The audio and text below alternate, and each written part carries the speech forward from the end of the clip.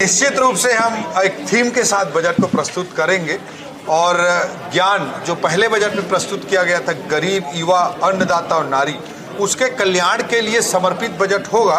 उसकी रणनीति पिछले बार गति थी, इस बार कुछ अलग रणनीति के साथ हम आएंगे।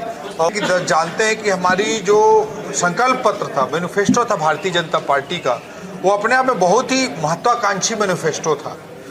चाहे हम धान खरीदी में 3100 रुपये की बात करें, चाहे हम करीब 70 लाख महिलाओं को, माताओं को, बहनों को महतारी वंदन योजना देने की बात करें, चाहे जैसे कि हमने संकल्प पत्र में कहा था कि 18 लाख गरीबों को आवास दिया जाएगा, जिसकी संख्या बढ़ते हुए 26 लाख को पार करने जा रही है, चाहे 2 साल के बोनस के भुगतान की बात हो 12 लाख किसान भाइयों को।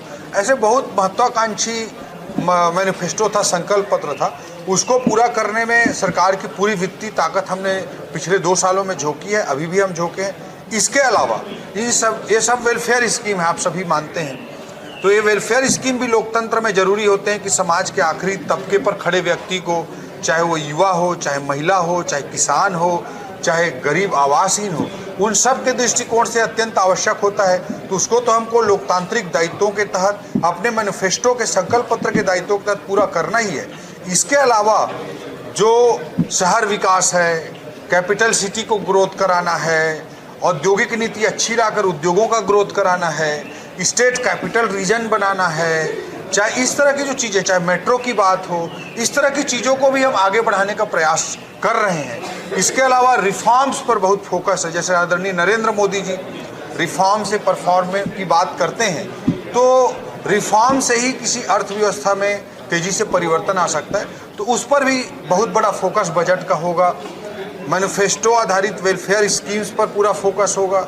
और उसके अलावा जो दीर्घकालिक चीज़ें हैं, जो छत्तीसगढ़ को, जैसे आदरणीय नरेंद्र मोदी जी भारत देश को विकासशील भारत से अमृत काल में 2047 तक विकसित भारत बनाने के लिए एक पूरी रणनीति के साथ काम कर रहे हैं, उसी तरह से हमारे मुख्यमंत्री जी के नेतृत्व में 2047 तक एक विजन डॉक्यूमेंट के माध्यम से, छत्तीसगढ़ अंजोर विजन डॉक्यूमेंट 2047 के माध्यम से हम भी उस दिशा में प्रयास कर रहे हैं। तो उस दृष्टिकोण से, एक विकासशील छत्तीसगढ़ को विकसित छत्तीसगढ़ बनाने के दृष्टिकोण से जो कदम आवश्यक हैं, उनके भी स्टेप्स, उनसे संबंधित कदम भी आपको बजट में दिखाई देंगे।